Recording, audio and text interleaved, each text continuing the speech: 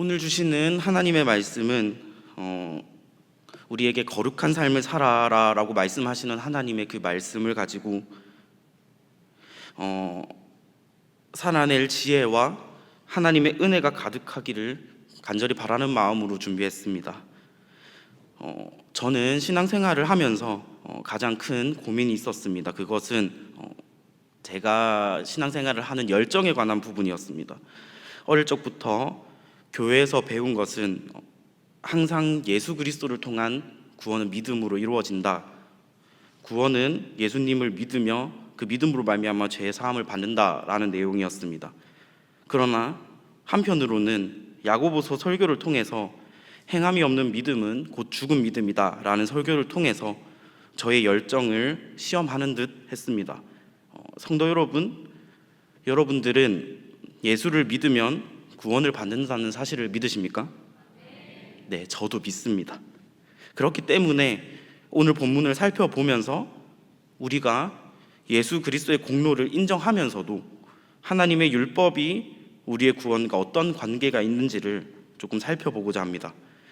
우리가 늘상 말하는 경건한 삶이 우리를 향한 하나님의 사랑이신 예수 그리스도의 공로를 통해서 어떻게 은혜가 되는지를 오늘 살펴보고자 합니다. 오늘 본문의 말씀은 너희는 알지니 라고 시작합니다. 야고보가 편지를 받고 듣는 성도들에게 무엇인가 알기를 원했다라는 것을 알려주고 있습니다. 그리고 우리에게 이렇게 말해주고 있습니다. 사람마다 속히 듣고 더디 말해라. 그리고 성내는 것도 더디 해라.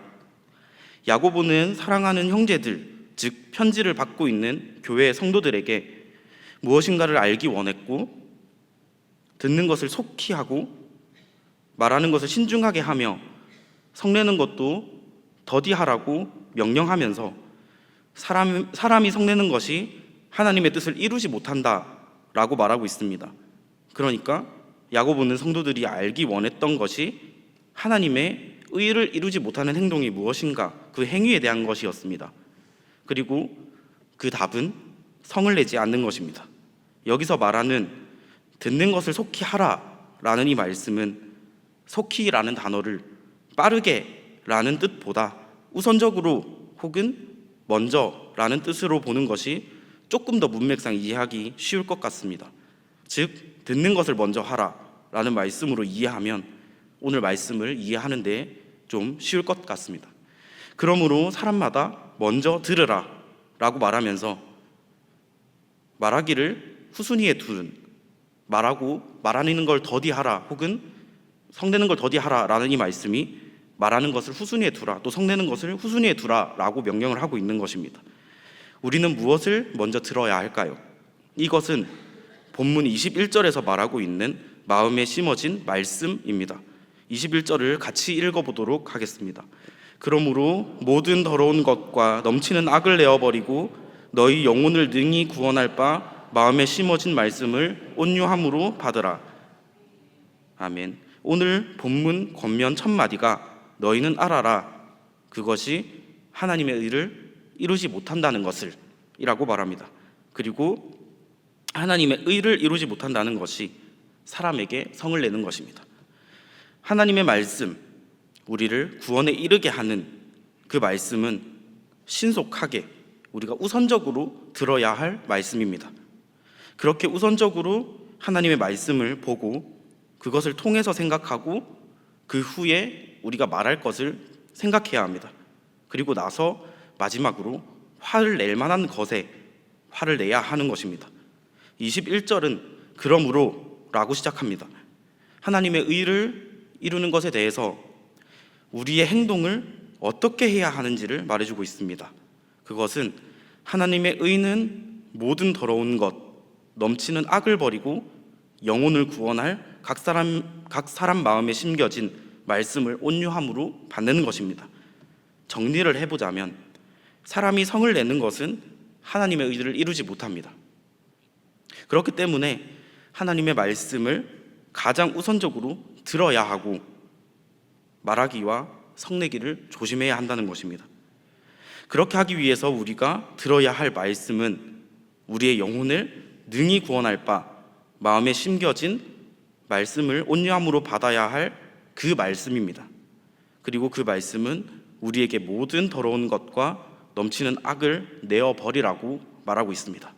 그러므로 22절에서 우리에게 말씀에 대해 이렇게 이야기하고 있습니다. 너희는 말씀을 행하는 자가 되고 듣기만 하여 자신을 속이는 자가 되지 말라. 우리의 영혼을 능히 구원할 바 마음에 심겨진 말씀은 선하신 하나님의 말씀입니다. 여기서 성도 여러분들에게 질문 하나 던지려고 합니다. 여러분들은 하나님을 선하시다고 믿습니까? 그렇다면 선하신 하나님의 말씀도 선하다고 믿으십니까? 그렇다면 오늘 우리는 왜 행함으로 구원을 받는 게 아니라 예수 그리스도의 믿음으로 구원을 받는가에 대해서 좀 고민해 볼 필요가 있습니다. 이 질문을 머릿속에 잠시 두시고 본문으로 돌아오도록 하겠습니다. 22절에서 이렇게 말합니다. 듣기만 하여 자신을 속이는 자가 되지 말라. 하나님의 말씀을 우선적으로 들으라. 19절에서 말하면서 듣기만 하는 자는 자신을 속이는 자라고 말하고 있습니다. 이것은 하나님의 말씀이 옳다고 생각하고 그 말이 가장 옳다고 떠들어대면서 그 말씀대로 살지 않는 사람들을 향해서 본인 스스로를 속이는 자라고 말하고 있습니다. 그리고 이에 대해서 본문 23절은 이렇게 말하고 있는데 다 같이 읽어보도록 하겠습니다. 누구든지 그 말씀을 듣고 행하지 아니하면 그는 거울로 자기의 생긴 얼굴을 보는 사람과 같아서 말씀을 들었는데 그대로 살지 않는 사람은 거울로 자기를 들여다보는 사람이라고 말하고 있습니다. 거울은 야고보서가 쓰여진 당시에 현대의 거울과는 조금 다른 의미로 사용되었습니다. 그래서 거울을 들여다보는 사람은 잠시 자신을 가꾸는 용도, 거울을 반딱반딱하게 빛을 내어 내가 어디를 가거나 중요한 자리에 설 때 잠시 나를 들여다보는 용도로 사용했습니다. 그래서 그 거울을 들여다본 사람은 그 거울을 밖에 나왔을 때 자신의 모습을 곧 잃어버리는 그런 용도였습니다. 그러니까 거울을 벗어난 사람은 곧장 자신의 모습을 까먹게 되었다라는 것입니다. 이와 같이 말씀을 듣고 행하지 않는 사람도 자신을 거울로 들여다보고서 자신의 모습이 어떠했는지를 잊어먹는 사람이라고 성경은 말하고 있습니다. 이렇게만 말하면 이것이 무엇을 뜻하는지 우리는 알기가 어렵습니다. 그래서 25절을 통해 대비되는 말씀을 하심으로써 무슨 뜻인지를 우리에게 이해시켜주고 있습니다. 25절을 같이 읽어보도록 하겠습니다. 자유롭게 하는 온전한 율법을 들여다보고 있는 자는 듣고 잊어버리는 자가 아니요 실천하지 않는 자니 이 사람은 그 행하는 일에 복을 받으리라. 들여다보는 대상이 바뀝니다. 거울에서 자유롭게 하는 온전한 율법입니다. 그리고 그 율법을 들여다보는 사람은 실천하는 자라고 합니다. 그 실천하는 사람은 그 행함에 있어서 복을 받을 것이다 라고 말하고 있습니다. 여기까지의 구절을 통해서 우리는 많은 것들을 알 수 있습니다. 야고보는 의도적으로 말씀이라는 단어에서 율법이라는 단어로 바꾸면서 영혼을 능히 구원할 바 마음에 심겨진 말씀을 자유롭게 하는 온전한 율법과 동일한 것으로 이해하고 있다는 사실을 알려줍니다. 이것은 영혼을 구원하는과 자유롭게 하는 온전한 이 동일시 된다는 것입니다. 아까 잠시 질문 드렸던 거 기억하십니까? 선하신 하나님의 말씀은 선하십니다. 그리고 예수 그리스도를 통한 구원도 선한 것입니다. 그러나 우리도 아는 바와 같이 우리의 전적 타락으로 인해서 인간은 스스로 율법을 온전히 지킬 수 있는 존재가 아니게 되었습니다. 그러므로 예수 그리스도의 공로는 구원에 있어서 가장 필요한 조건입니다. 그럼에도 예수님께서 직접 이렇게 말씀하십니다. 마태복음 5장 17절입니다. 내가 율법이나 선지자를 폐하러 온 줄로 생각하지 말라. 폐하러 온 것이 아니요 완전하게 하려 함이라. 그러므로 우리의 구원자 되신 예수님께서 직접 말씀하신 것과 같이 율법은 폐하여진 것이 아니라 예수님을 통해서 완전해진 것입니다. 그렇기 때문에 마태복음 5장 19절에서 이렇게 말씀하십니다. 그러므로 누구든지 이 계명 중 지극히 작은 것 하나라도 버리고 또 그같이 사람을 가르치는 자는 천국에서 지극히 작다 일컬음을 받을 것이요 누구든지 이를 행하며 가르치는 자는 천국에서 크다 일컬음을 받으리라. 그러므로 야고보서 2장 14절에서 이렇게 말합니다. 내 형제들아, 만일 사람이 믿음이 있노라 하고 행함이 없으면 무슨 유익이 있으리요? 그 믿음이 능히 자기를 구원하겠느냐? 그러므로 성령 하나님을 통해서 내 마음속에 믿음이 들어왔다면, 또 예수를 믿기 시작했다면, 선하신 하나님께서 우리에게 베푸시는 그 은혜인 예수 그리스도를, 그 하나님의 선하신 말씀을, 그리고 하나님이 말씀하신 선하신 율법을 모두 선한 것이라고 인정해야 합니다. 그 사실을 우리는 이 시간 깨달아야 합니다.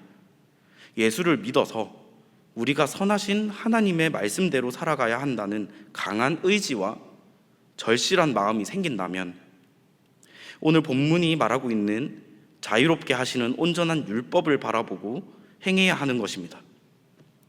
그럼에도 불구하고 우리가 예수 그리스도를 믿고 의지해야 하는 것은 말씀으로 육신을 입고 오신 생명의 말씀 대신 예수만이 우리를 구원할 수 있기 때문입니다.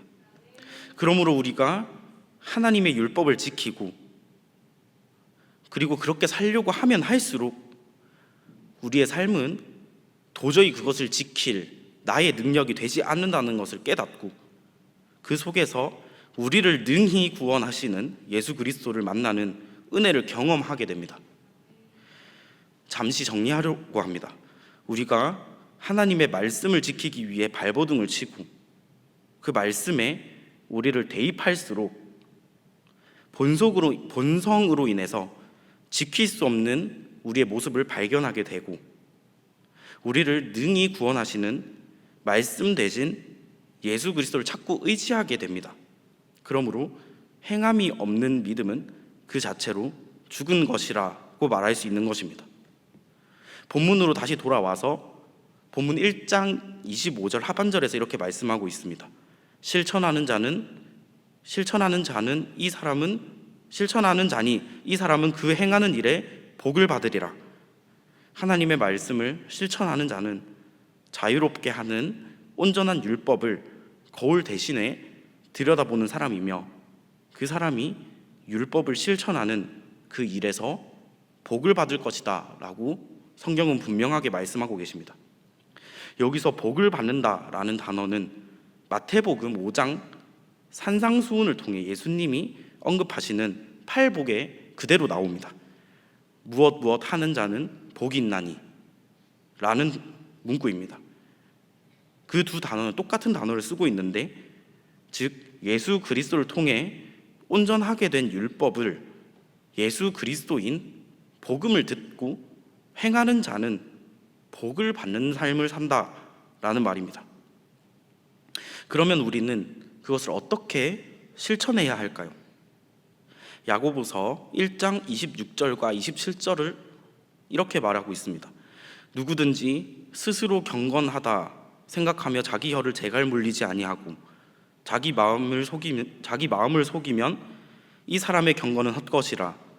하나님 아버지 앞에서 정결하고 더러움이 없는 경건은 곧 고아와 과부를 그 환난 중에 돌보고 또 자기를 지켜 세속에 물들지 아니하는 그것이라. 그렇습니다. 하나님의 말씀을 듣고 실천하는 것은 경건을 통해서 드러나야 합니다.